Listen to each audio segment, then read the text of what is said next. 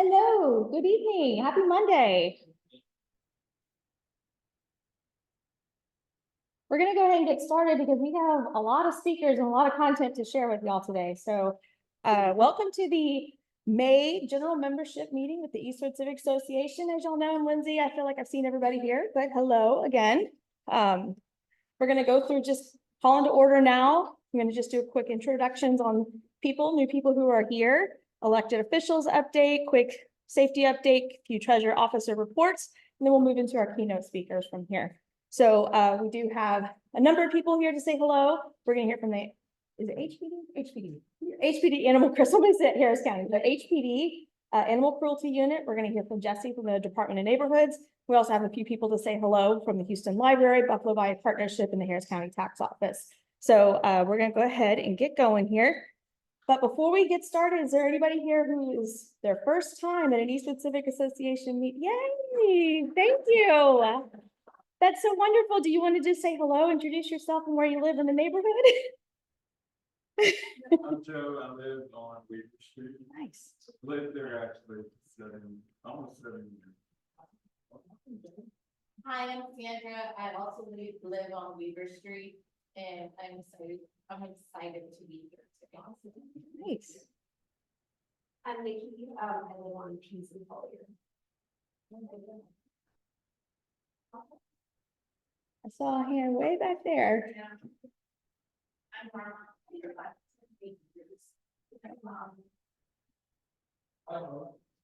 Well, welcome, and we hope that you come back. We love meeting everybody. We love meeting our neighbors. So please don't be a stranger. You got to come back. While we're working on this, there are two areas that we're asking for just some feedback from residents. The Federal Highway Administration gave grant money to the Eastern District to help improve pedestrian and bike safety. So one of the things that we're working on is just gathering where you think the problem areas are and that are near you. So feel free to just fill out that form and just document some areas that you know of in the neighborhood that are particularly problematic or somewhere that you feel unsafe walking. This could be to a bus stop, to a school, walking children to school, to a clinic, whatever you feel just difficulty in this thing that keeps popping in and out. Sorry about that. Just anywhere that you feel unsafe walking right now is really helpful and beneficial so that we can make sure that we prioritize the areas that make the most sense. Get your bang for your buck. So I'll give you just a second to get that QR code and document that address. What's that? Once you set it up, I mean, because if there's some places where there's no So there's two things. One is that part of this is related to that.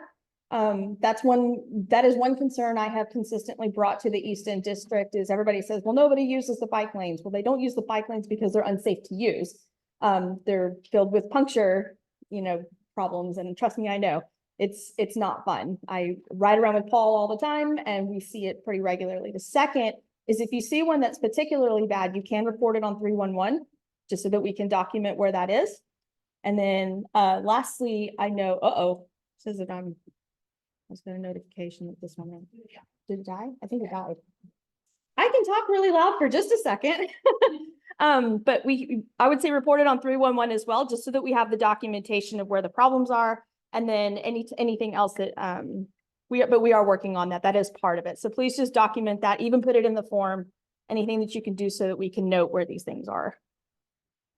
All right, so then the next one is with the super neighborhood. We want to make sure that we're serving the super neighborhood residents as best as possible. So please, I know, I'm sorry, we're working on getting our microphone, but I would say I have a really short form here just to gather some feedback of areas of concern. It's a little different. So we talk about is safety a concern? Is speeding a concern? Like trying to rate where these things are so that we can best serve you in the super neighborhood level. So I just want to give you a couple minutes just to pull that in and you can write down your areas of concern for me or rate them. I have a few that I was pretty sure about.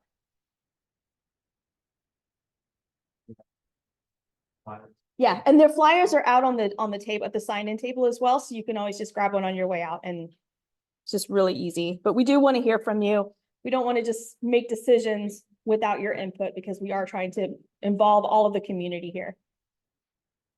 All right, so we do have a couple people from our elected officials office. We can come on up from Councilmember Martinez's office and say hello.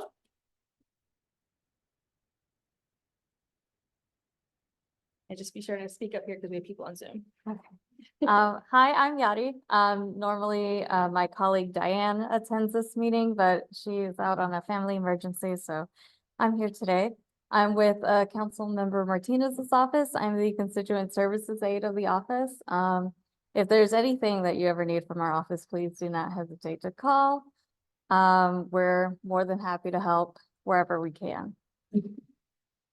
So you might want to hold us next to you. So we can put this closer to the people. All right, try that again. Should be working. Hello. It was. Hello. Working on getting another. Okay, we'll try now. Yeah, so at this moment, we don't have any giant updates. The upcoming fiscal year, the budget season is coming up, so we're going to be talking a lot about what we're going to prioritize. But of course, please, if you have any suggestions or anything that you might want to bring to council members' attention, do not hesitate to reach out to us. And if you'd like the office number, it's 832-393-3011. Thank you. 11. Okay, one question. Done. Okay, yes.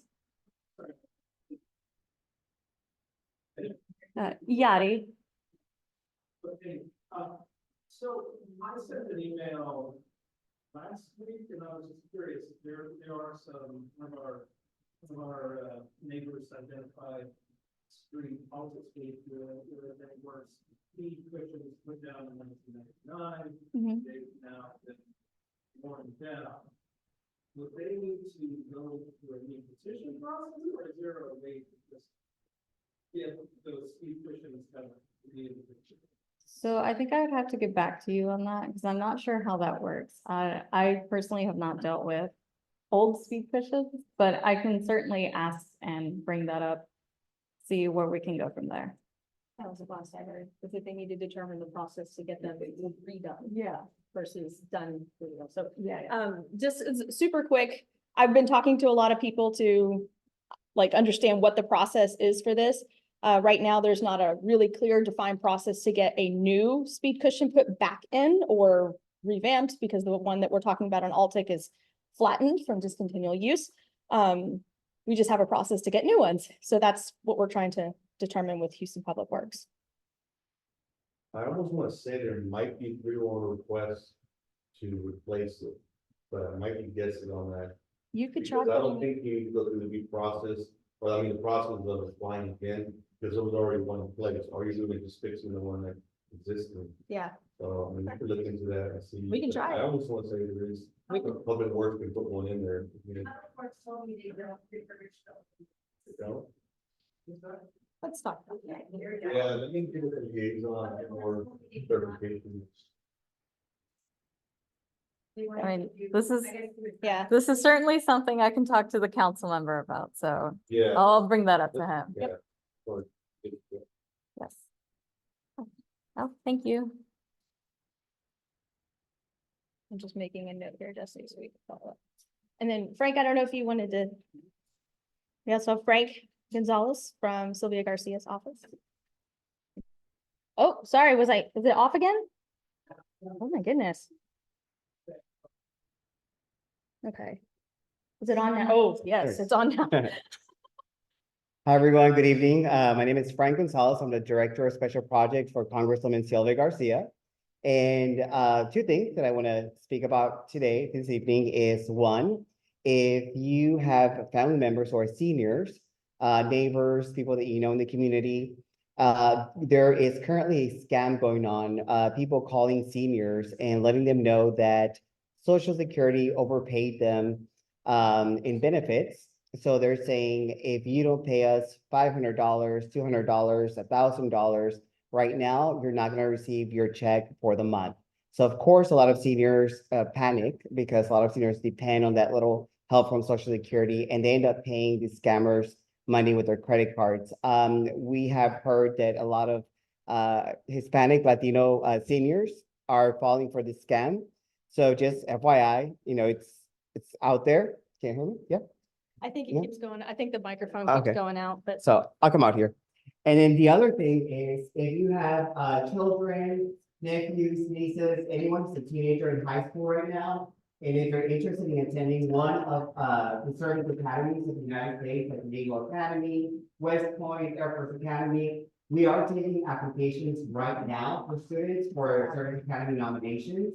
And I am the person who oversees the program. So if anyone has any questions or their teenage family members interested in attending one of the academies, I will guide them through the process and to make sure that they get a nomination from the congresswoman.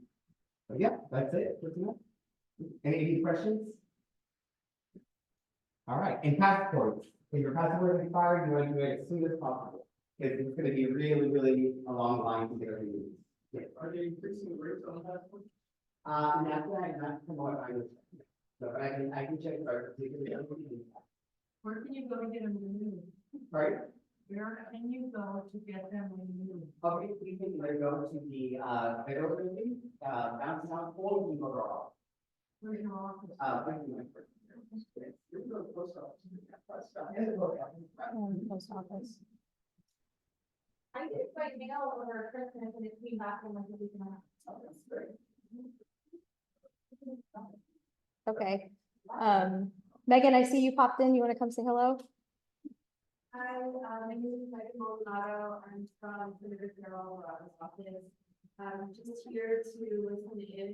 I'm just very active to the club, so I'm happy to see what you guys are doing. I really enjoyed the picnic in the park a couple of weeks ago. That was an awesome event. I hope that everyone had a great time. Once again, if anyone needs anything from our office, state level information, constituent issues, and if you can amplify any messages that you all have with your meetings here to the club, I'm always available. Then you have my card and information. So, All right. Any more elected officials that we missed? All right. So we're gonna move into, I see precinct 6 popped in. So you want to come say hello? We have a lot of speakers, so we want to make sure we get everybody in. While we're waiting, I do have the non-emergency number up on the screen. I'm also calling to get some fresh batteries, so that hopefully we'll have somebody rescue us in just a minute with some fresh batteries. So this is HPD South Central Substation's number. Ooh. Yes. Perfect. Thank you. Do you have ours? Yes, With our number there? I do. How you doing, guys? Sergeant Scott Lopez with Harris County Council of South Precinct 6. I'm here, as one of the patrol guys out here in the streets on second shift, 2 p.m. to 10 p.m. Some of you guys seen me before in several meetings, and some of you guys, unfortunately, in some seats. But here's our number. I didn't have any stats to bring today. However, if anybody has any questions, I'm looking for any questions. Anybody? I see, not only constables, but police officers and other security people, and they have their cell phones with them. And all they're doing is sitting in their car looking at their cell phone. So a lot of times, I can't speak for other officers, but you see this right here, it's a cell phone, but it's also our body camera. So what we do is we use this for evidence. So all of this, videos, anything that we do with our body cameras are being tagged. Videos are reports, we tag them, we link them to the report system. I'm not saying that some of them do it on their phones or personal cell phones, but a lot of times, like I said, people see like, hey, you your cell phone, well, no, it's a body camera. Why do they have their cell phone, their personal cell phones with them when they're working? I wouldn't be able to answer that question. I wouldn't know what officer that would be, but I normally tell my officers it's no different than, when they're at downtime or they're in active scene. I'll make sure that my troops and my guys are on the streets, they're pretty much handling this in a coordinated without people with phone. Yes, sir. So I've seen most of the body one cameras are Axon, you're telling me you're using your cell phone? Negative, sir. This is our county issued cell phones. Every agency is different. What we use, this is not an Axon. It's a Panasonic that it's issued by all Harris County wide Sheriff Department and all the councils. This is county issued, not a precinct issue. Here is my neighbor, we were, our homes were given to by the same person. We have video evidence, I recorded with HPV, she worked with precinct 6. Through the neighborhood app, she found out the person's name, the abandoned house they're staying in, and like physically saw them coming and going, all, and nothing's been done. I followed up online, it happened in December. HPV, there's someone investigated for your case. They don't seem like they want the evidence. Was this a burger from more people? No, home burglary. Oh, or. And we were not the only ones that the person, Right. he went to several places. It was the same person on the video footage and, apparently your office already has his address. You have his name, you know where he's staying at, nothing's been done because he continues to hit other ones. And this has been happening since November of last year to now. I can't speak for HPD, I can speak for our agency. I'll give you my card and then you shoot me an email.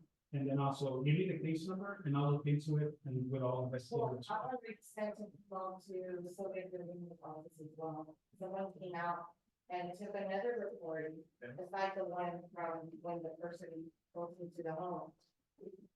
That same day, when I got the address to the, where he was at, we went there. And we saw the guy right beside the, into the abandoned home,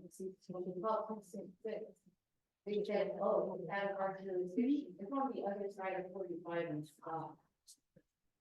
So then, my husband started following him.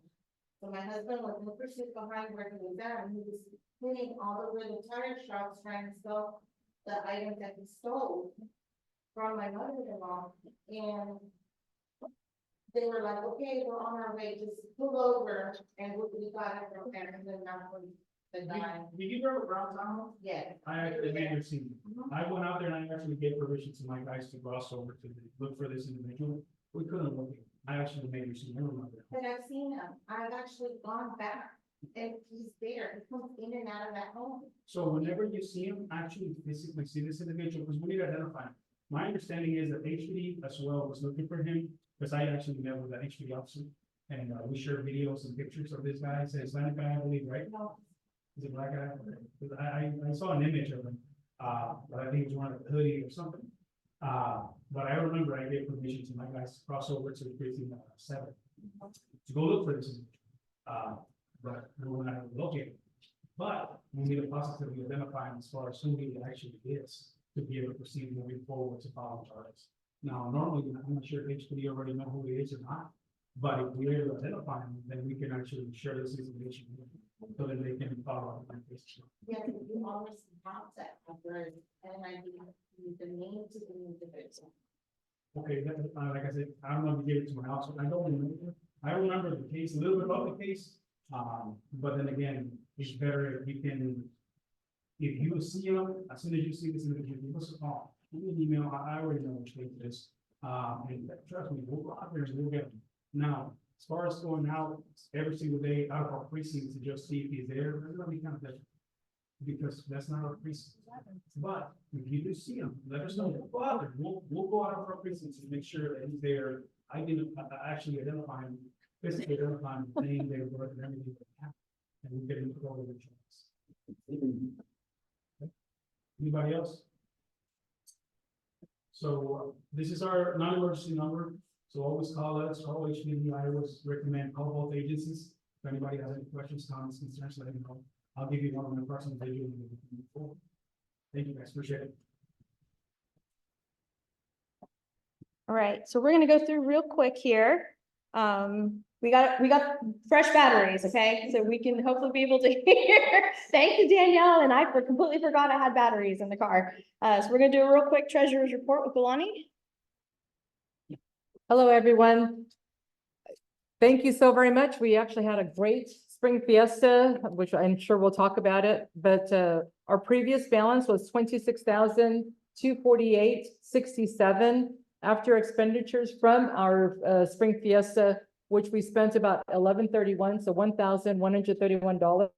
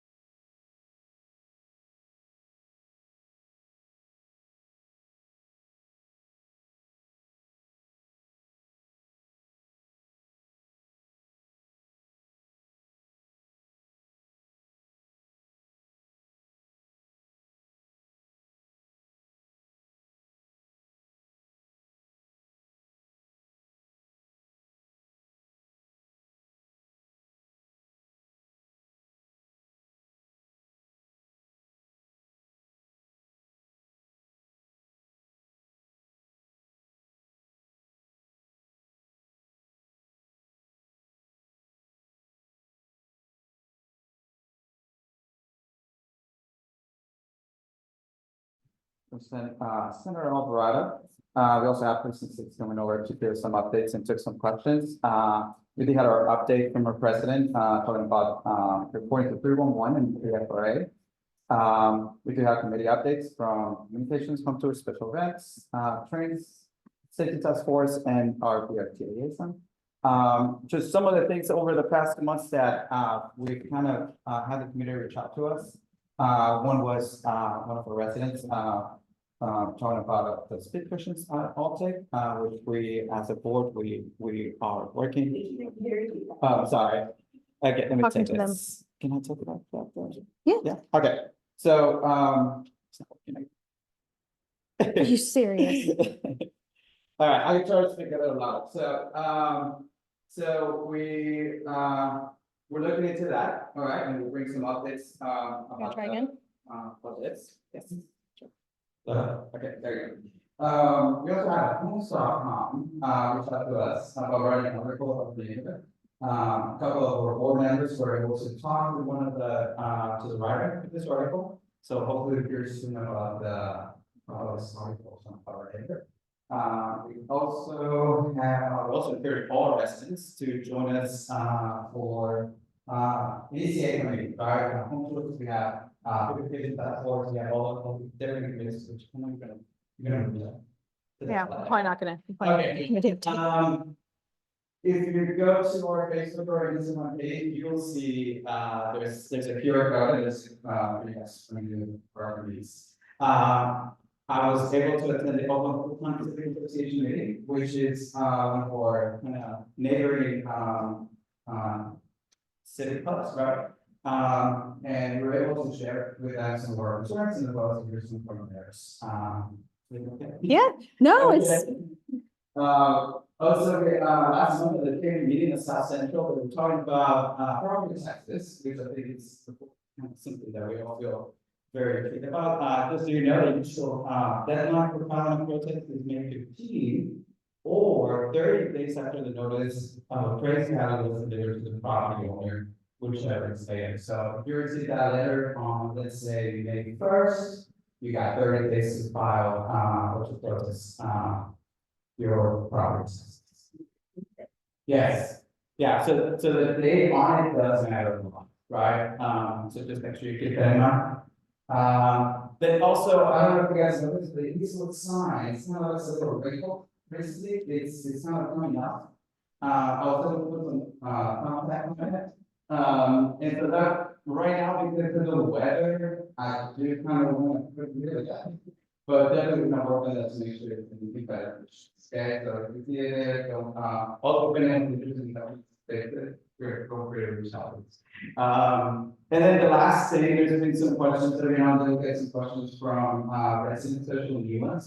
About HOA fees, and so as of now, the EDA membership fee is $0 and 0 cents. Just so you know, especially if you guys got neighbors and you wonder about things about any association, which by the way, their type of company is involved about and the other ones.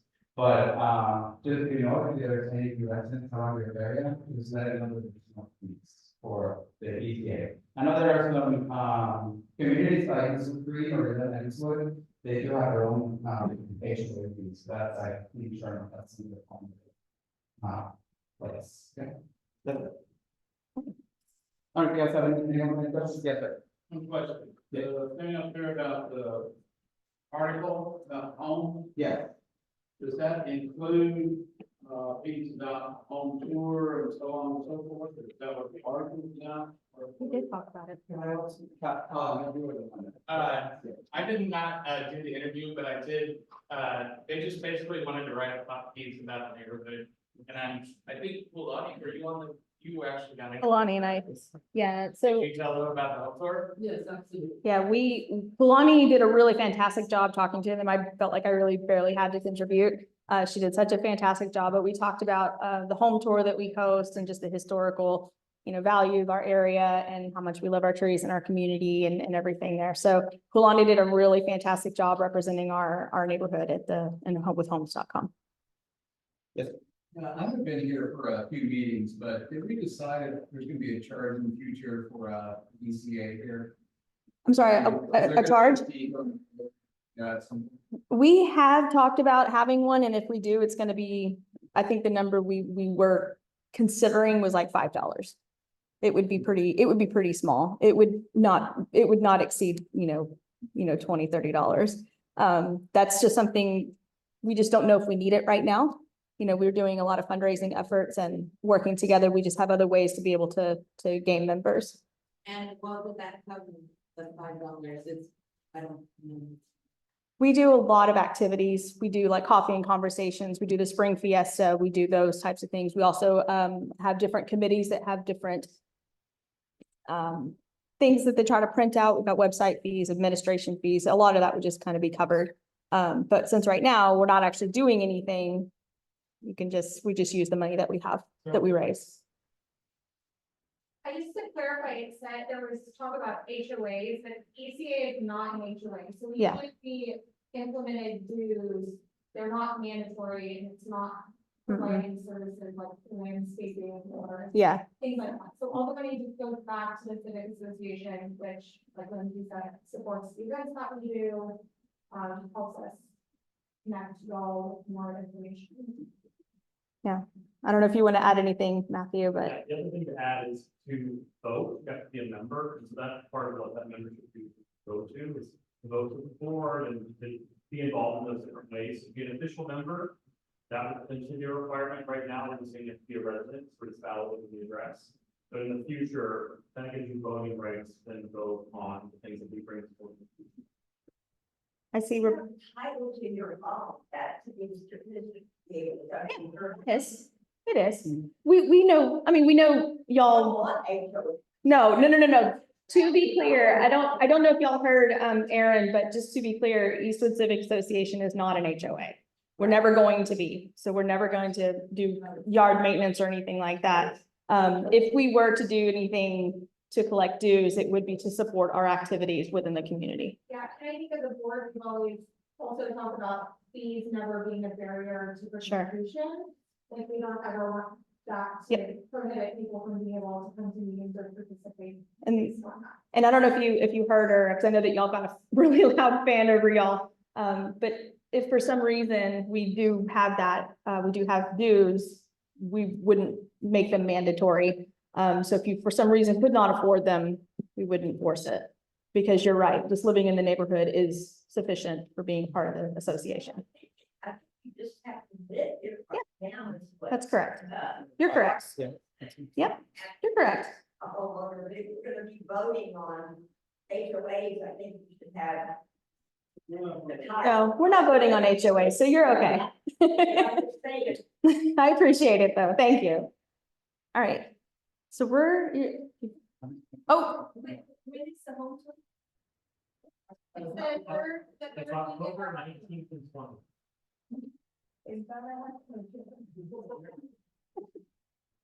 all right. You Good. That's it. All right. So we're gonna move into our first speaker here, which is the HPD Animal Cruelty Task Force. Let me get y'all set up here.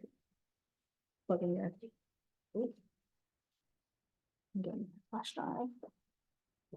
So where Jesse's is, and I'm gonna get yours.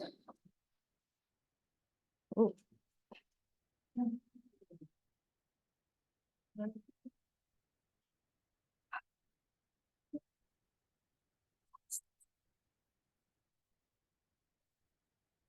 I'm just pulling up the presentation here.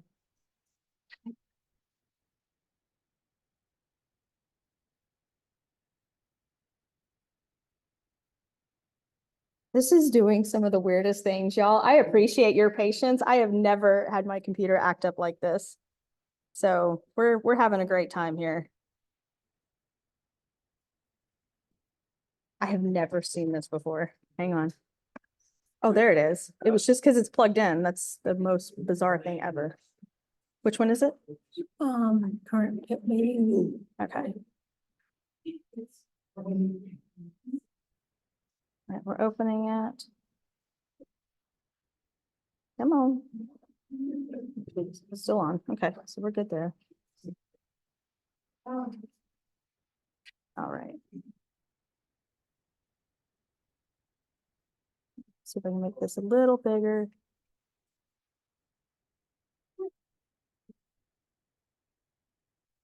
We're moving over to this. All right, so this is just a little funky when I plug it in. Okay, so when I have to go to the next. We should be able to just go like this, so just up and down.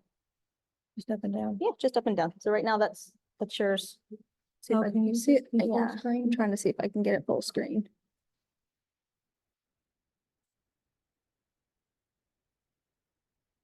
Oh my gosh. This doesn't let me click anything outside of when this HDMI cable is plugged in, I can't touch anything. It's the weirdest thing. Oh, that's not good. That's not what you want. No. It should be something. There you go. There you go. All right. Are y'all able to see this on Zoom? You gotta plug it in though. Okay, perfect. All right. There you go. Okay. Okay. I'm Sergeant Hutchison. I've been with the Animal Cruelty Unit for about 3 years now. I've been with HPD for 31 years. So we'll work through these technical difficulties here and hopefully y'all can hear me. Try to scoot this over so that I talk into the microphone there. Usually I have one of my investigators here with me to help out with this, and they abandoned me today, so I'm gonna muddle through this myself. I'm just gonna remove this guy. Never mind. You know what? This thing is active. Okay. So currently we have 2 sergeants and 6 investigators assigned to the Animal Cruelty Unit. And Eastside does have a lot of calls for service for us. So we're out in y'all's community quite a bit. I'm trying to, let me figure out how to do this. Do I push the down button? There we go. Okay, the first thing I'm going to start with is a Safe Outdoor Act. It's a state law that was enacted about a couple years ago, 2021, actually, I think. It spells out the need that dogs have to have access to clean, sturdy shelter that's adequate for the weather conditions. They have to be able to get out of the bad weather, whether it be the rain, snow, heat, whatever, cold. So just a wire cage with a tarp over, it's not going to cut it. It needs to be a strong, sturdy shelter. And if you know people who need help getting dog houses that are adequate, we do have resources that we work with the Humane Society and some other pet rescue places that hook us up with, helping citizens out that are in need for proper shelter for their dogs. They have to be able to get out of standing water. They have to be able to, get out of their own urine and feces. You can tether a dog, but if you tether the dog, it can't be a chain. So it's got to be like a cable or a trolley system or a rope or something that's attached to a well-fitted collar. Okay, if you tether a dog, you make sure that it can still get to its shelter and its food and water. Let's see. These are examples of how not to tether a dog. So this first corner, I don't have a, we'll go in this first left corner here, see where the, just a half moon shape where he's tied to the fence. That turns into a mud hole once it rains, and that's all he's got. He's got water, he has no shelter, that's a problem. But it's a little short little leash there. It's gotta be, the tether has to be at least 10 feet long or 5 times the length of the dog. Okay, if you tether a dog to a tree, the dogs tend to just wrap themselves around trees and they can't get unwrapped. So you need to be aware of where you're tethering a dog, even if they were feeding these dogs, which apparently these other pictures, they're not. They can't get to their food and water, even if they had it. This bottom picture is an example of the chains just wrapped around the dog's neck. You have to have a collar. You can't just wrap a chain or a nut rope around a dog's neck. So all of those are examples of bad tether situations, okay? These are ways to tether a dog properly. Like I said, a trolley system's great. Tie out strap of the cable that are stakes that go into the ground with a cable attached to it. Just make sure if you have one of these large aggressive dogs that whatever tie out system you use, sorry. It keeps flipping off. Whatever tie out system you use needs to be strong enough to hold that dog. Okay. If your dog gets out and causes, serious bodily injury or death to a person, that's a felony charge. So you want to make sure that that doesn't happen. This would all be in a fenced yard too, is that right? Yes. That wouldn't be in somebody's front yard. If you don't have a fence and you have to tether your dog to keep it restrained, these are good examples to tether your dog. If you have a fence, you can still tether a dog if you have a dog that tends to jump a fence or break out of a fence. The main purpose is to keep the dog contained onto your property. If your dog bites somebody on your property, shame on them for coming onto your property, okay? But if your dog gets off your property and bites someone, then the problem's on you. Y'all understand? Well, the tether should not be able to let the dog allowed to go to the sidewalk. It needs to be contained on your proper property. Yes, sir? Somebody else's dog was released. Mhm. The dog attacked my dog, and in the course of defending my dog, I ended up with broken ribs. We both ended up in an emergency room. Are you telling me that's a felony?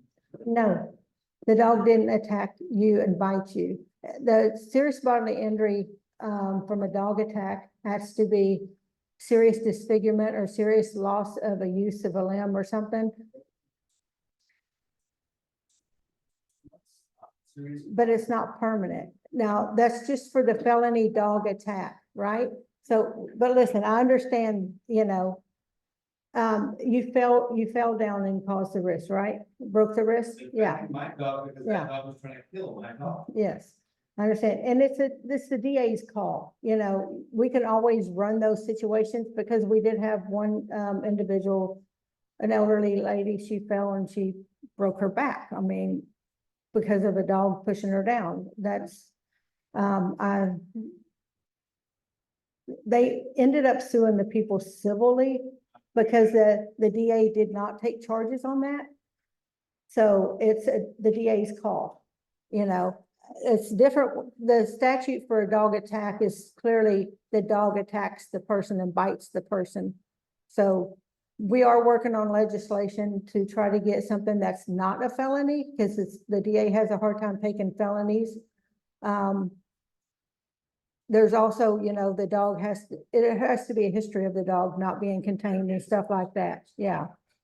And, right, and, so, but all of that plays into the fact of whether the DA will take charges or not.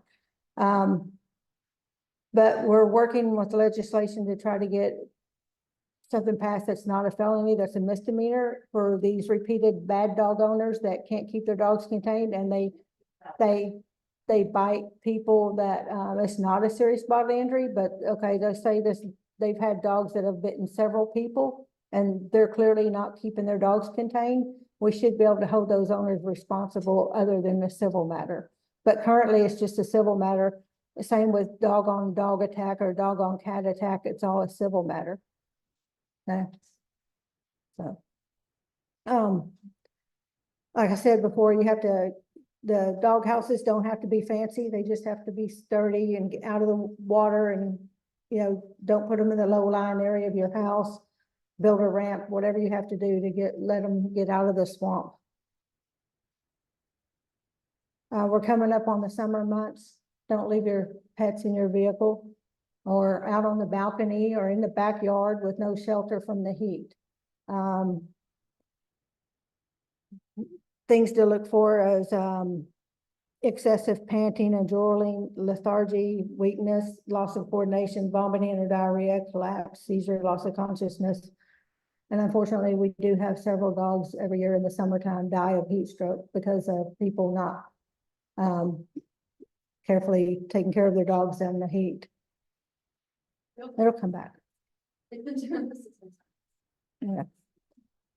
I'm not sure. How do you play this video? There it goes. This is an example of a dog in distress, okay? These dogs are clearly in distress in a hot vehicle. This is an instance where we could get charges. In fact,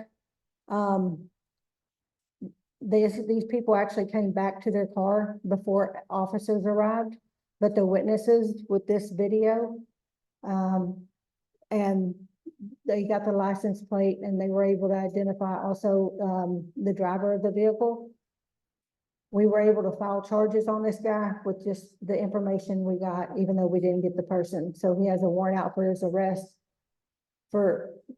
we don't know if these dogs survived or not, but there's a warrant out for his arrest just for leaving his dogs in the vehicle and then being in this type of situation. So if you're a good witness, that helps us a lot. If you see something, videotape it. You know, legally, and I think that's my next slide. I'm not sure.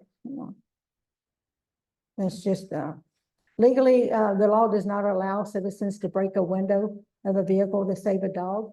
Now, on that video I just showed you, the windows were halfway down, but the dogs were still in distress. It doesn't, there's no evidence that shows lowering the windows helps with the heat of the car in the summertime. It's still going to be very, very hot in that car. Okay. But they could have reached in and opened the door and got the dogs out. But if you're going to do something, get into someone's vehicle, break a window, if you're going to do that, having a video like that is a great defense for you to do something that's not legally permitted. And I don't think a DA would charge somebody for saving a dog's life when you've got a video like that showing the distress that they were in. Okay. This is just more, again, the signs of a heat exhaustion. If you do see an animal and you get it out of a vehicle or off a balcony or you're trying to save it, move the dog to a ventilated area with possibly a cool fan or something. Give it cool water or lukewarm water, not cold. Don't put ice, cold stuff on a hot dog. It shocks their system. So fans are great. You can put it in your air conditioned vehicle after it cools down a little, but just slowly cool that dog down. Take it into the shade and put some fan on it, wave something on it. Okay. These are some common city ordinances that our patrol officers deal with all the time. Dogs running at large. Like I said, you have to keep your dog contained. If it's not fenced, it must be tethered, or if it gets out of the fence routinely, you need to tether it, put it inside, do something. Dogs and cats have to be vaccinated, licensed, and chipped. You can only have, go ahead. Are there any real repercussions for, These are all Class C citations. okay, because I call Bart once a week. I have two neighbors on my street that we just let their dogs out. I mean, I've watched them kill cats all the time, and there's children on my street. And then the next week, the dogs are still out, and we leave them in a couple of days. So Yeah. is there any real repercussion? Like, obviously, this isn't stopping. So has Bark responded? Yeah, they go. Did they go out and give them But citations? Presumably, they take the dogs, they don't collect their dogs back. And Yeah, because I mean, they usually cost them about $80 to $100 every time to get their dogs back, so apparently they don't care. No, I mean, other than just keep issuing them citations unless that dog has, bit someone, there's not really any repercussions as opposed to Class C citations, and if they just want to keep paying fines, then, you know, that's what they keep doing. Is there another, like, office to call? Or is it just Bark that he? The loose dogs, it's Bark. So, like, if we get a call of loose dogs, we're calling Bark. So, you know, officers will respond to those situations, but we get out there and we call Bark. So, because we're, you know, that's the animal control's job. Officers can issue citations also. So, and I encourage officers and Bark all the time to just issue citations every time you go out there. Yeah, eventually they'll keep the dogs up, but if they don't keep on.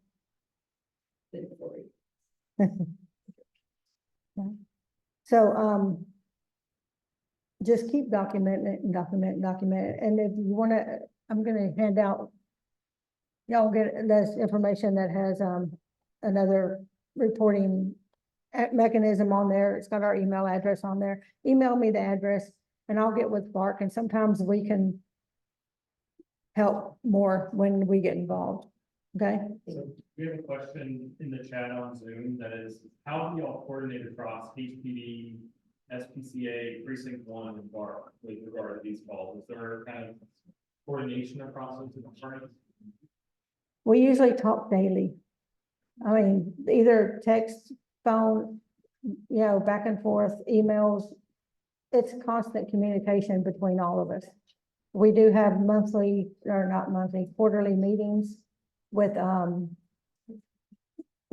Precinct 5 and Humane Society and Harris County Animal Control and the DA's office. Precinct 1 and SPCA work together a lot, and they're not normally at those meetings, but we're working on trying to get them involved as well. But we talk, we've all got each other on speed dial, basically. So, the number of animals that you can have is, this is one that's broken all the time. But you're supposed to only be able to have 3 of each kind, or 3 of a total 4, 3 of one kind. Like you can have 3 dogs and 1 cat. You can have 2 dogs and 2 cats, but you can't have 3 and 3. You know, 4 total. But as long as you're taking care of them and you're getting them vaccinated and chipped, and they're not in a shelter somewhere, and you don't have 15, you're not hoarding animals. It's one of those things that we use as an enforcement tool, but not strictly enforced as long as you've got, as long as you're taking good care of the animals. Now, puppies don't count until they're 6 months old. Yes, ma'am. You do have feral cat policy. Yes, I have it. Okay. Yes, we've got that slide coming up. As far as other animals like rabbits, guinea pigs, fowl, we can only have 30 of one kind, and they have to be in cages. or coops. Yes, sir. If you're fostering, that wouldn't still apply, then you got 4 of your own with your fostering. Like I said, you know, as long as you're taking care of them and you're not fostering 20 dogs or something at a time, that's, you know, no one's gonna mess with you. It's when it becomes a hoarding situation and, it's unsanitary and not healthy for animals or humans to be in, then that's the problem.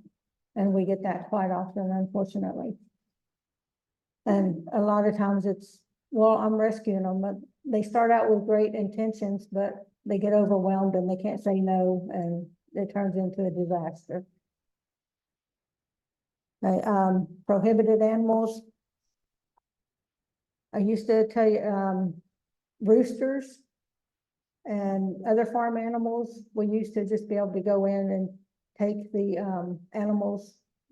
But the Right to Farm Act passed, so that's on hold temporarily till there's clear legislation of whether you can have roosters in the city limits.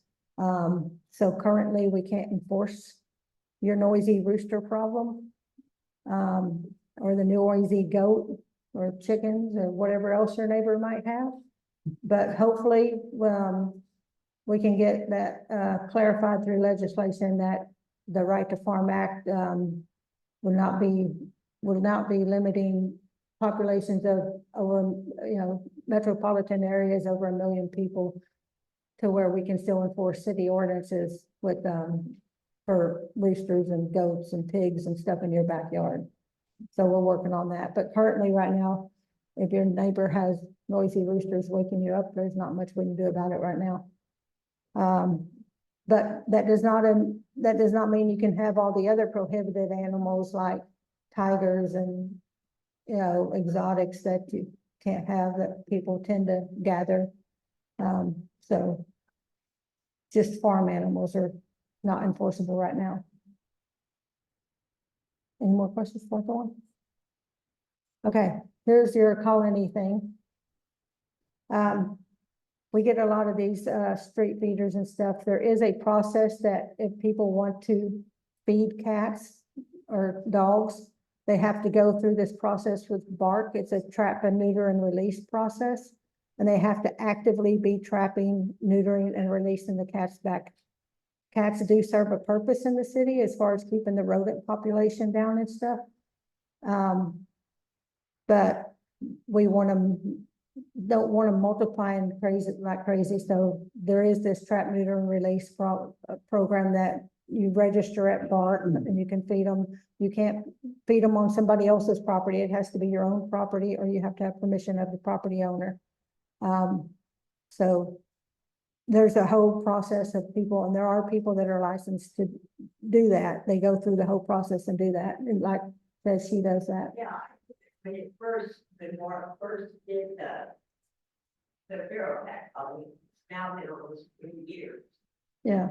And I do it now.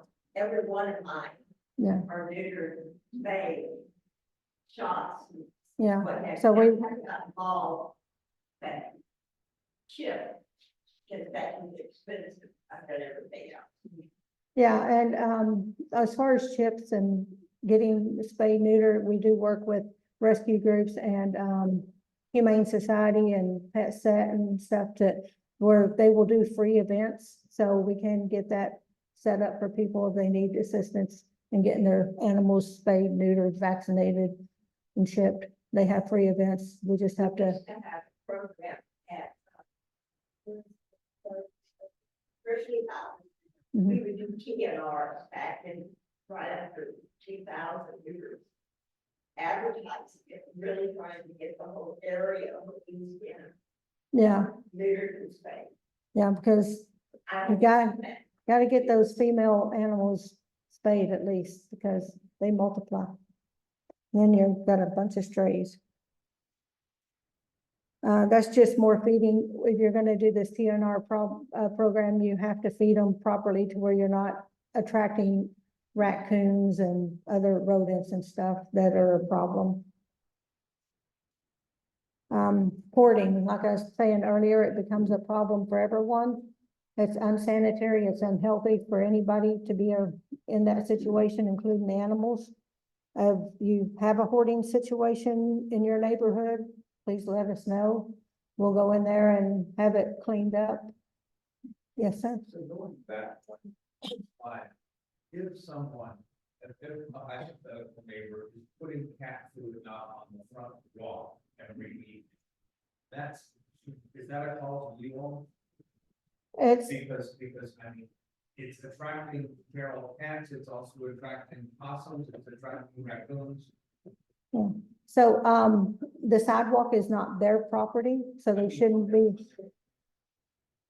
on their front walkway. That it's really a Bark situation because they're supposed to register at Bark if they're gonna do that.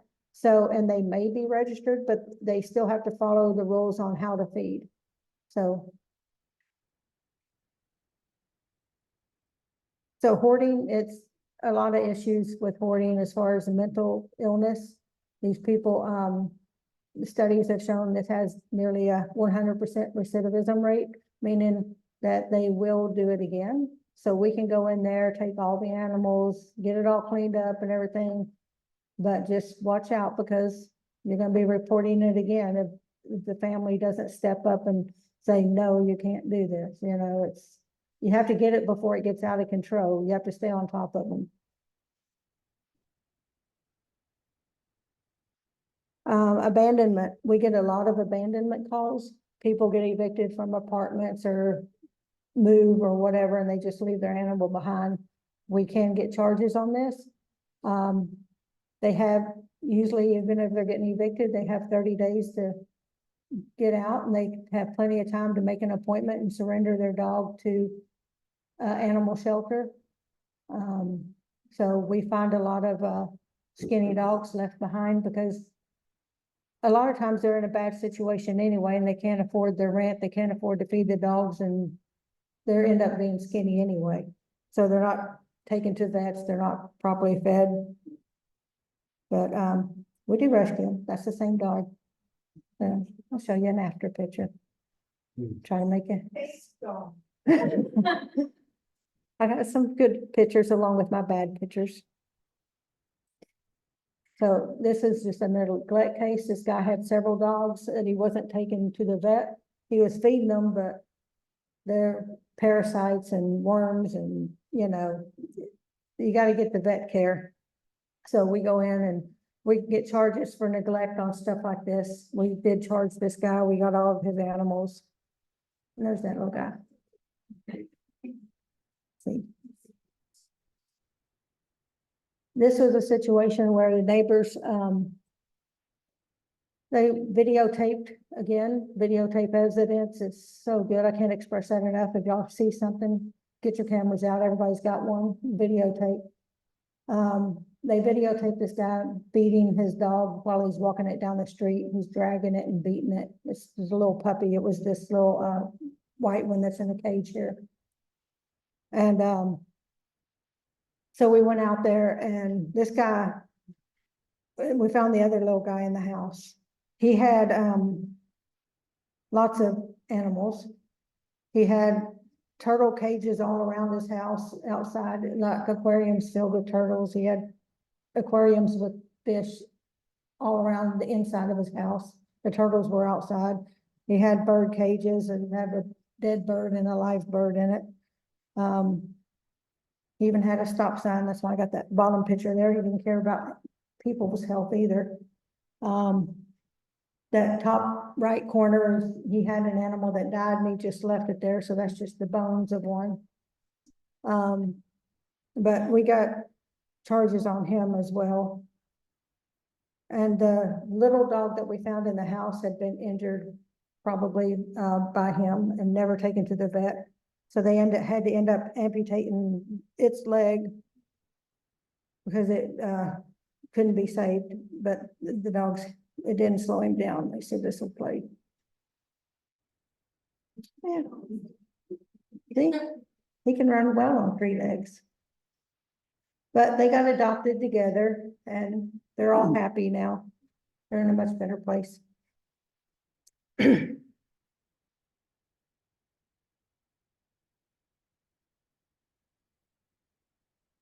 So we get a lot of skinny dogs like this. If you see a dog this skinny, call 911. This isn't a non-emergency. This is an emergency situation. We want to try to save this animal. And trust me, we saved this animal. Don't worry. It didn't die. I don't have an after picture of this one, but it did die. It did not die. It did not die. This is actually from, I need to get with SPCA because this was a SPCA dog. That we took it to SPCA, not Humane Society. Most of my after pictures I get from Humane Society.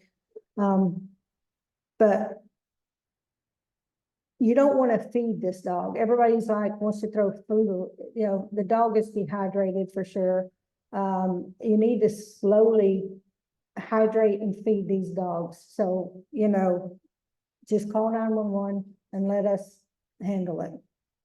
Okay, that's not the same dog, but the cute dog. This is one that we seized that, he was left in the cage and the owner said, well, I feed him, he just doesn't ever gain weight and he doesn't want to eat half the time. So another reason why we don't want y'all feeding the dogs is because we will take a video when we rescue them and seize the dog from them. And we show that to the judge that the dog has no problem eating. It's just hungry. So. But this is the after picture of this dog. This is all the same dog. So she got rescued and she's healthy and happy now. Horses. Do y'all have a lot of horses on the east side? Not much, no. Mostly it's southeast and northeast that has the horse problems.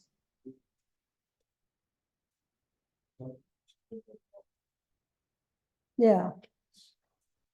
Yeah, so a lot of people think they, you know, they come to Texas and think they need a horse and they don't need a horse. Horses are expensive. Everything about horses are expensive.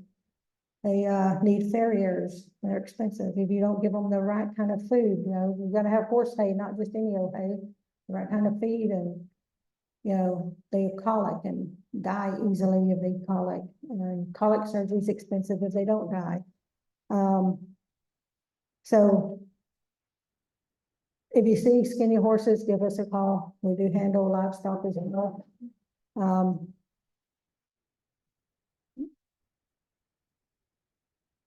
This was a horse that was, I think it was northeast area.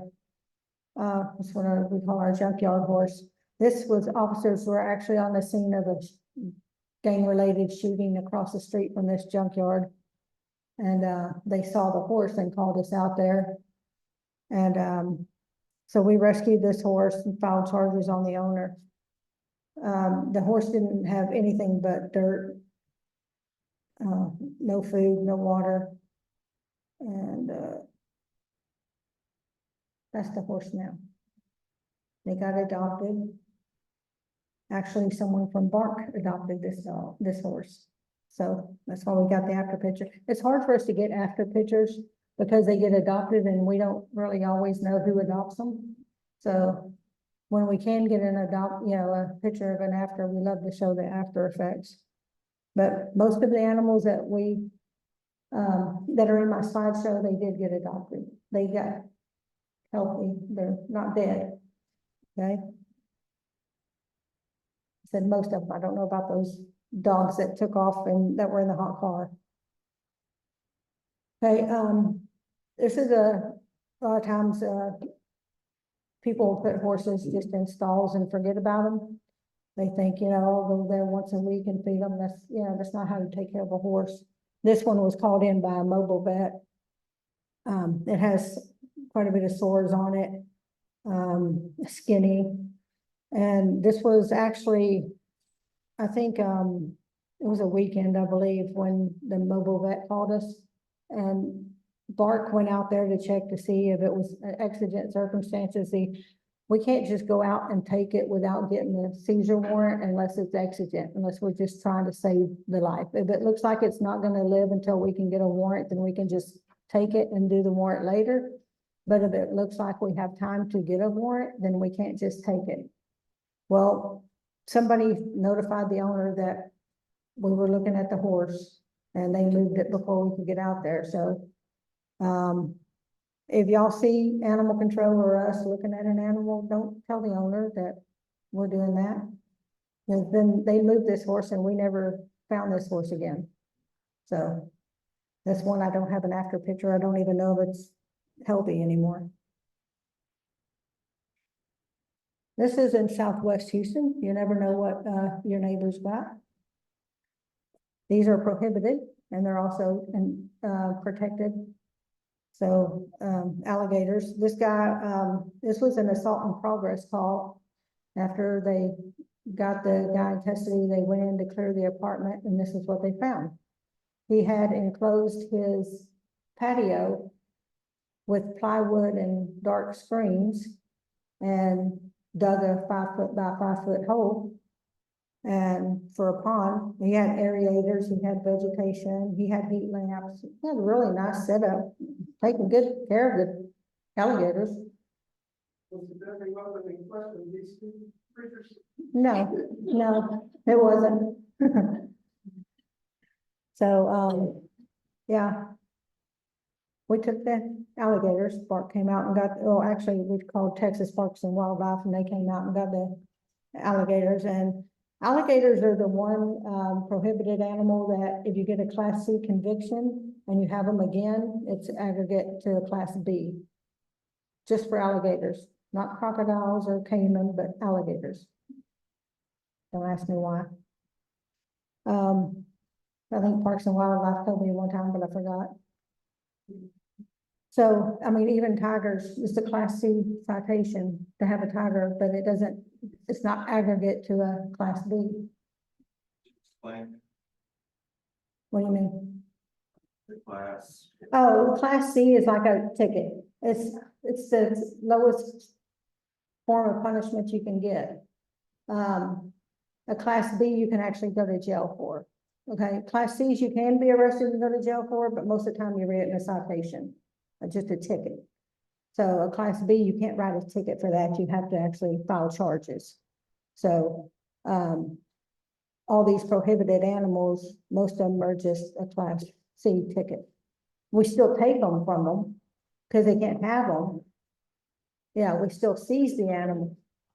Yeah, we're still gonna take it, but they don't get charged with any significant charge. So that means they do it again. Now, so they've been trying to push this one, Big Cat Safety Act through legislation for years, and I don't think it's passed yet, but that's one thing they're working on. So that when you've got the tigers and the bobcats and stuff, that we can do something besides write a citation and take it. So, You know, those cats that, I think they usually weigh about 50 pounds, serval, servals, yeah, we've gotten some of those. are those legal? No, you can't have servals in the city. You can probably have them in the county. You can get a permit and have a tiger in the county, but you can't have it in the city. No, you can't have them in the city. But like again, you know, we can take them from you if they're in the city and issue you a citation, but that's the extent of it.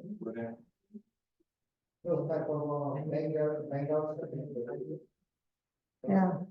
And monkeys, we get a lot of monkeys. Monkeys, you can have monkeys if they're under 20 pounds. So you can't have monkeys that are over 20 pounds in the city. Just in the interest of time, we need to make sure that we keep moving, so if you hold questions until the end, that would be really helpful. Okay. So this person was well known to us. She's always trying to have animals she can't have.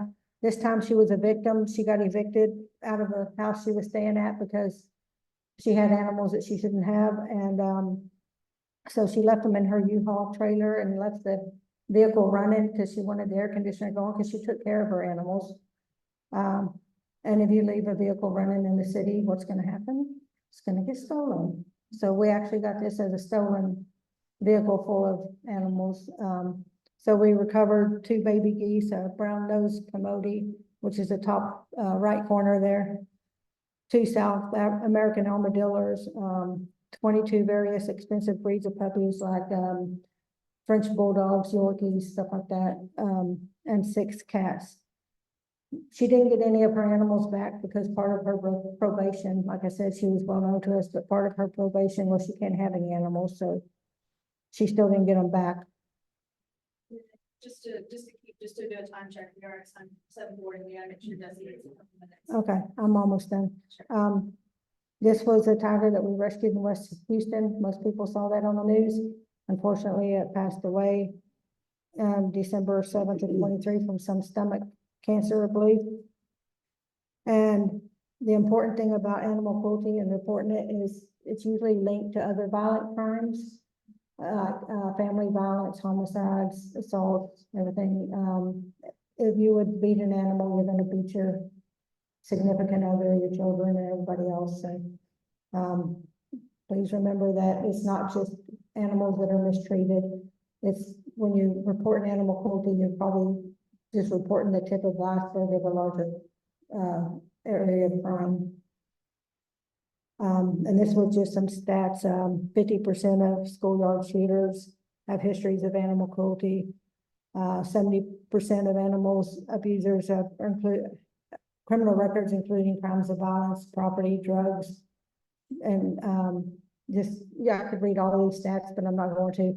Presently, animal cruelty is linked to a lot of other violent crimes and narcotics, especially when it comes to rooster fighting and dog fighting. You get the narcotics and everything.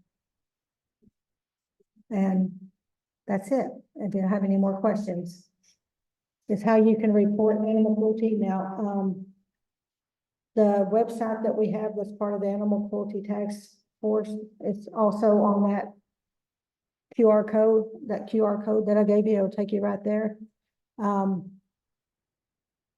That is, don't report any emergencies to a website, okay? Because we will look at that, Monday morning, and I might not look at it again till Tuesday morning. And if it's Friday, it's not gonna get looked at till Monday morning.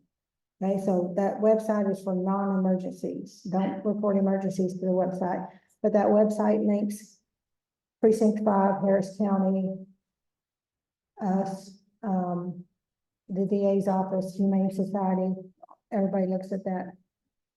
Harris County Animal Control as well, and Sheriff's Department. Is there anything else? Yes, ma'am. I'm glad that the city is, understanding and tolerant that some people don't have fences and about, keeping an animal in the park for maybe 10 minutes while they run into stop and go. But it does bother me about filing charges on some of these animal abusers, because a lot of those people are poor to begin with, they don't have money and they might be mentally unstable or uneducated. I can see confiscating the animal.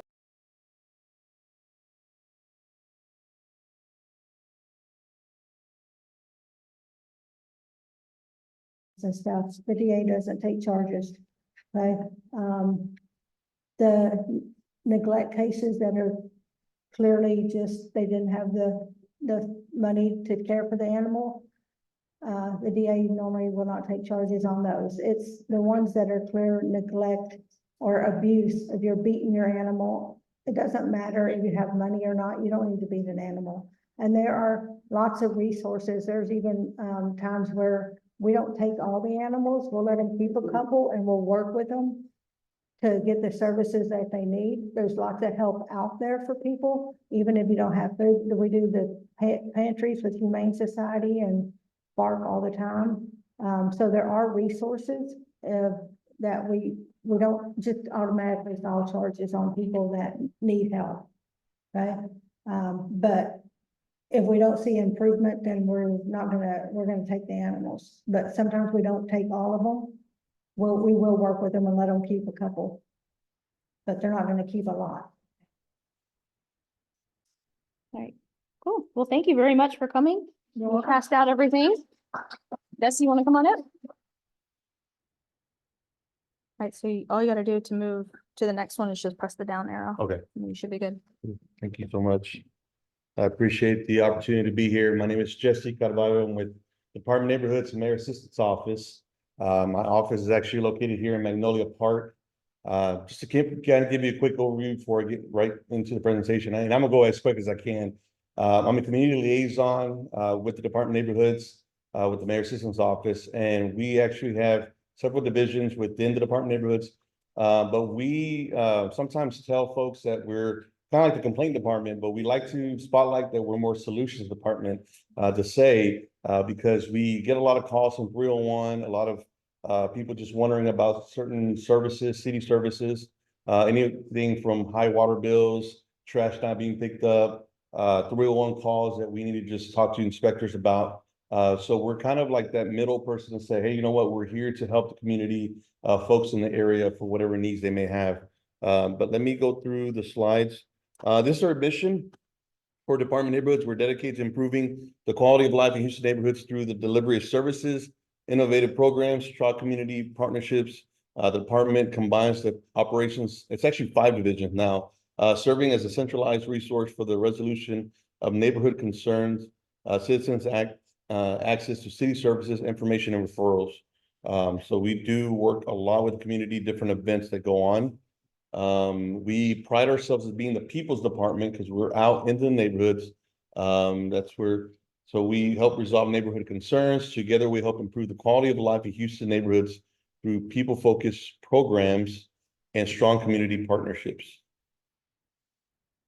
So the 5 divisions that we have that's listed is we have inspections of public service. That area, which we'll go into more detail, that's where the inspectors go out to check the 301 calls, whether there's dangerous buildings, illegal dumping, high grass, etc. The Mayor's Assistance Office, which is us, the Mayor's Office of Gang Prevention and Intervention. So those are the folks that go out into the different schools. They work with young people to try to keep them away from gangs and whatnot. We also have the Office of New Americans and International Communities. So those are where they're working with folks that are wanting to become citizens. They're wanting to know the routes of how to become part of U.S. and go through that process. And the last one's Office of Neighborhood Engagement. They're a new division that just started a couple years ago or not too long ago. And that's where the opportunity for folks to go ahead and be a volunteer, sign up to be part of maybe a cleanup, maybe something that you're putting together within the civic club. You're wanting to do an event and you need volunteers, you need some engagement from the city. We did a cleanup in Denver Harbor back in the fall of October, November, and we just put the information out there. They sent an email blast. We didn't know what kind of expectation of folks that were going to come out to help. We ended up with 65 volunteers, which is way more than what we thought. It helped because we were cleaning up 15 city blocks. So that was something that we were able to do. And I know you guys do a lot of cleanup in Eastwood and different areas. Oh, let me go back. Inspections of public service. And then this is just, I spoke a little bit about it, but one of the key things is to definitely report to the 301. At one point, we didn't have the greatest app. We had an app and then it was a little bit older. And then we went to like a chat-based app, which is not good. I can tell you right now, it was not the greatest. And some of you are probably like, I agree with you, Jesse. But now we actually have a good working app that can work. That's a lot easier. So you can download it. You can also call if you want to call in as well, and you can email as well. Now, if you have any concerns that have been prolonged, I work a lot with Lindsay on a lot of the different issues, but you can also call me. I'll give you my phone number at the end, my direct cell phone number. So that way you can call or text me. You can harass me about anything that's going on. We can definitely try to get through those issues. So inspections, public service. This is what a lot of folks have a perception that the Department of Neighborhoods, or they don't understand maybe sometimes what areas, who, what enforces. So this is what they do not, the inspection of public service does not enforce illegal dumping on public streets and right-of-ways. This is actually HPD, Environmental Investigations Unit, with the Major Offenders Division, and this is also solid waste, where they would go and pick up the illegal dumping. So they would handle it. So you would report it 301 and you let them know of what's going on, and they can go ahead and send it to the right department. So those would be the right departments. Animal control, as the presentation prior, strays and livestock, this would go through the Bark Division, which is ARA. Dead animal pickup would go through solid waste. They would go out and pick up any dead animals that are out there. Large trucks that are parking in neighborhoods, this will actually go through the parking management, which is ARA. So you can report this to 301 and they can go ahead and assist with that. Parking in the yard, I know that's a big thing that sometimes people see, and it's definitely an eyesore. This will actually go through HPD, DRT officers. They will go out there, talk to the homeowners, say, look, you can't be doing that. To report this to 301 or call the divisional DRT unit or storefront assigned to the area. Residential building permitting and issues. This actually goes through Public Works. There's a permit division office there. So if you have any questions about hey, they're building this, I'm kind of curious, do they have the right permits? Are they supposed to have that designated building built, or what are they doing? What's going on? You can actually call, and the city engineer's office, they can go and they can investigate and do their own investigation just to make sure that they have all the permits for that project. HOA and deed restrictions, this will go through City of Houston Legal. From my understanding, you folks don't have HOA, so you won't necessarily have to worry about that. Oh, wait. Deed restrictions, okay, but not the HOA portion. Okay, gotcha. So that would go through legal. So if you have any questions about deed restrictions, they would come out, and they can actually come out and share more information about deed restriction and whatnot. So that might be someone to keep in mind for future speakers. Noise violations, obviously they go through HPD. Their non-emergency numbers right up on the screen as well. So that's a good way to call them, let them know about things that are going on in the area for noise violations. Loose dogs, this would actually go through Bark. Definitely it helps if you have all the proper information, such as what kind of, if you know the type of dog it is, definitely the color, where they're at, what street, all the information is very important because especially when folks call me, they say, hey, look, there's a big dog on the street. I'm like, a big dog. All right. What color is it? I don't remember. Okay. What does it look like? Any description? I don't have the information. All right, we're working with the big dog. So it gives, if you give as much detailed information, that'll help Bark to really track it down, because most dogs kind of stay in an area. They do kind of wander off, obviously, but it helps. Illegal car dealerships, if these sprout up, HPD has a hotline, auto detail. You can call that number right there.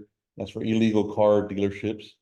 Pool safety and violations. This actually goes through the health department. I've had some folks that'll call me and say, hey, look, my neighbor, such and such, I have a green pool, or it's actually black now. It's like looking really bad. That's actually the number right there for Health and Human Services, and they can assist with that. We can also talk with them as well, let them know about what's going on. Open tire storage, solid waste. That's who's going to be able to handle that, take care of that. That's your number. So then we'll talk about our office, Mayor's Assistant's Office. And this is what our overview of the Mayor's Assistant's Office are. We're located at City Hall Annex. So we actually do see folks that come in sometimes and want to talk to somebody in person. We do assist them. They're Monday through Friday. We also assist on Tuesdays with public session. So if you ever sign up for public session, which is at 2 o'clock every Tuesday, we do assist with that. So if you ever call in to want to be on public session, you may get a call from one of us just to get a little bit more information about what exactly you're wanting to speak, or something maybe we'll assist prior. We do collaborate with civic clubs like yourself, neighborhood organizations and HOAs. We partner up with nonprofits, social service organizations, schools, and church groups. So those are a lot of essential groups that we want to connect with. We also help coordinate neighborhood cleanups and informational sweeps. So if you ever do a cleanup, let us know. We want to be involved with that. We've been able to successfully work with the tool bank.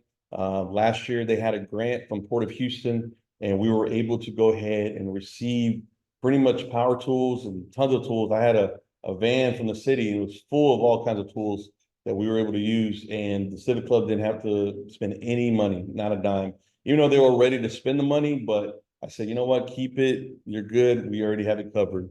So let us know. We also conduct neighborhood surveys, site visits, and then complaint investigation. So we also go out, if somebody reports anything to 301, we also go out and check to make sure what exactly is going on. We don't write the tickets, but we can check with the inspectors and get more insight into what exactly is going on with this property. You know, can we escalate this? What is going on? And just get more information about it and try to bring it more to their attention. We coordinate responses or resolutions to community concerns through appropriate city departments. We work with other agencies and focus a lot on dangerous buildings. We did lots of abandoned vehicles and whatnot. We also handle requests for city services, individual complaints, referrals, and field investigations. And we promote neighborhood revitalization efforts through community outreach activities. So if there's anything you want to do, any type of outreach, anything you want to do to engage the community, let us know. We would love to help you out with that. So we have neighborhood liaisons that are around the city. Currently, I believe we have 7 that are in different parts of town. So I'm your liaison for this area. So I cover from Denver Harbor all the way down to Meadowbrook, Allendale. So pretty much all of East End. So from pretty much just the southeast portion, we have folks, liaisons that are in the north part of town, southwest, central, and different areas of Houston. And then we also work with what's called super neighborhoods. So most of you are familiar with super neighborhoods. Lindsay's actually the president of super neighborhood for the Greater Eastwood Lawndale Wayside Group, which I definitely encourage you to get connected with the group. So this is, if you don't know what super neighborhood is, it's a program that involves citizen participation in different areas, civic clubs, tenant groups, nonprofits, umbrella organizations. And it's based on neighborhood-oriented government approach that gives communities more input in city government. This is actually created through the city of Houston years ago under Mayor Lee Brown. And currently in total, there's 88, I believe, super neighborhoods. And out of the 88, I believe 50 or so are actually active. So I definitely would encourage you, get involved, get connected, because like they said, power in numbers, it makes a big difference. And I can see there's a lot of numbers here, but when you come together with other community groups, it definitely helps. You have more of a voice within the city. The Mayor's Office of Game Prevention and Intervention. I shared a little bit about that, where they work with individuals in schools and try to help kids, you know, not join gangs. You know, you might not hear about it as much, but there is a lot of different gang activity that goes on in schools in different parts of Houston. So they try to look for ways. They do a lot of school assemblies, or they go in, they work with young people, the students in the schools. The Office of New Americans, Immigrant Communities, I mentioned about that. A lot of folks are wanting to become citizen. They do a lot of citizen forums. They do a lot of different ways for folks to get involved and be part of that. And then the Office of Neighborhood Engagement. This is where they're doing different volunteer programs. They'll do different cleanups. We've done through here, they've done will clinics. They've done the Death on Deed event, where, you know, people come in, they want to pass over, transfer a deed to someone. So they'll connect and be able to offer that. So there's different events that they do, not just to initiate, have volunteers come, but also what else can they engage with the neighborhood and community in. And these are just the Department of Neighborhood signature programs, which we mentioned about the volunteer initiative program. This is part of the actual neighborhood engagement. They focus on will clinics and legal information. They do what's called a month of service. They focus on spotlight a service moment, opportunity. And there's also the matching grant program. If you're not familiar with it, this is open to any civic club group, any group in the area, where it's a matching grant. So if you are wanting to do a beautification event in your neighborhood, or you want to, you know, maybe change the signage. I heard that you guys have some signage that you want to maybe change or do. You can actually utilize the matching grant program. So if you raise, for example, $1,000, they'll match $1,000. It is a reimbursable, where you have to raise the money up front, and then later you turn in the receipts, and then obviously you get reimbursed for the amount that was there.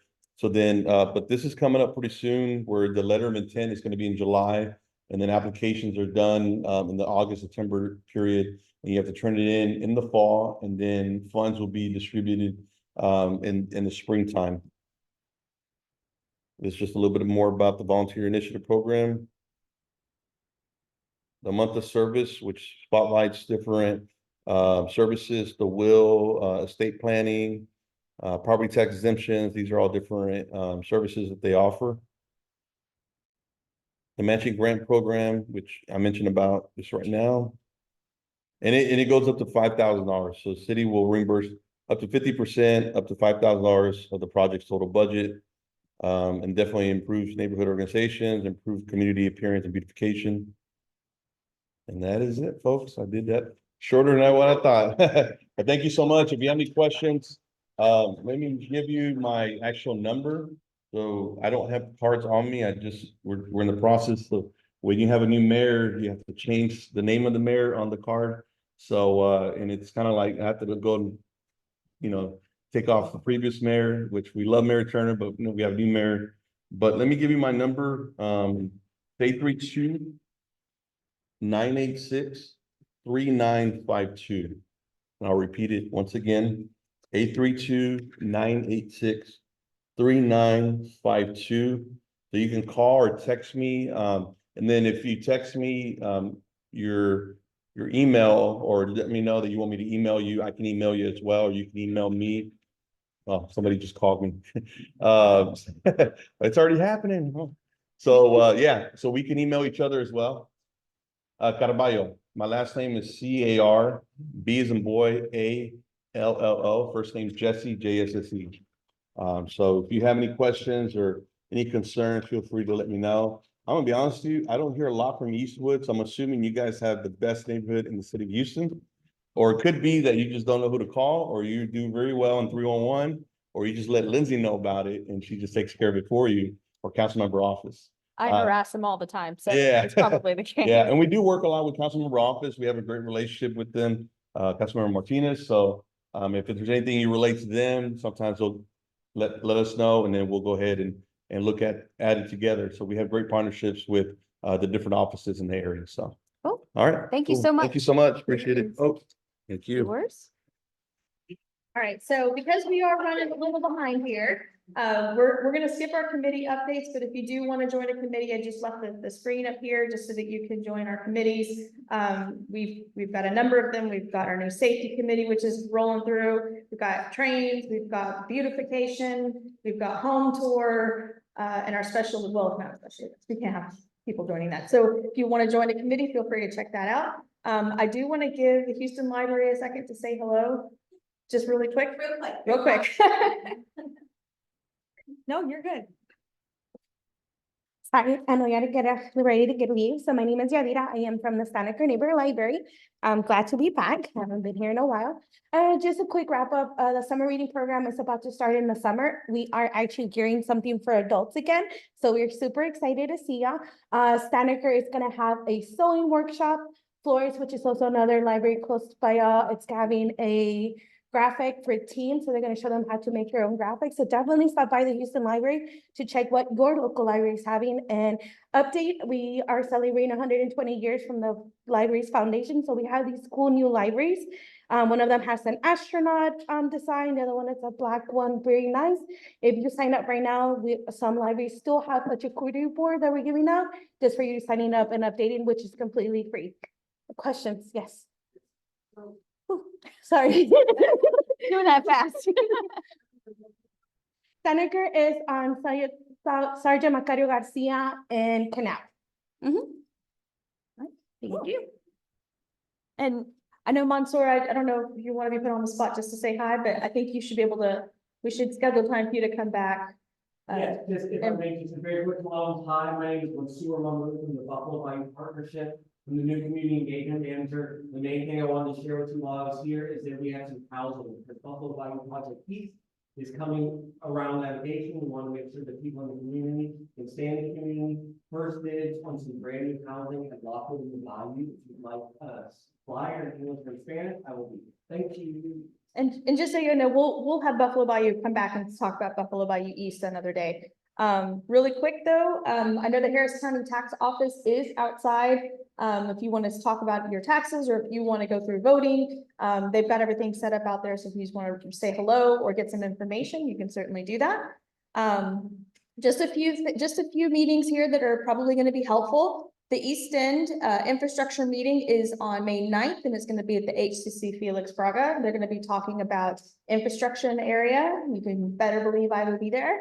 Salsa de Mayo is coming up on May 18th, And Salsa de Mayo is done by Finca de Shoulders, and they are having a salsa competition. So if you want to bring your own salsa, or if you just want to go there and taste the salsa, which is gonna be pretty much me, it's supposed to be a really great time. They've got a lot of really cool things lined up for this event, and I'm really excited to be there. So please, go check that out. If you want to attend South Central Pit meeting, that is on May 21st at the HPD South Central Station. You'll probably see Paul there. Paul is a dedicated member to go to the South Central Pit meeting. And then, of course, our super neighborhood meeting, 64 and 88, is on May 22nd at the Magnolia Service Center. So I'll be running with that one and working with our teams there. We should have the East End Chamber to speak about how they're working with local businesses and helping improve the East End. And then our next meeting is on June 3rd at 6:30 p.m. So mark that on your calendars. We're gonna have Park Houston come over, is that right? Park Houston, yes. So Park Houston's gonna come and talk about parking issues, how to address them, and resources that are available to you with parking issues. So we did it. We did it. Thank y'all so much for coming. Happy to share any other committee updates if you want to talk in person after, but thank y'all so much for coming.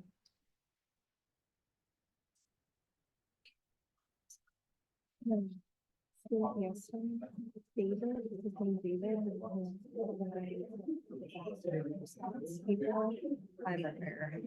We need yours. I talked to them, I got them a call already. A week. You can take feedback. Like, a lot of what he wants to talk about is things that neighbors can do on their own.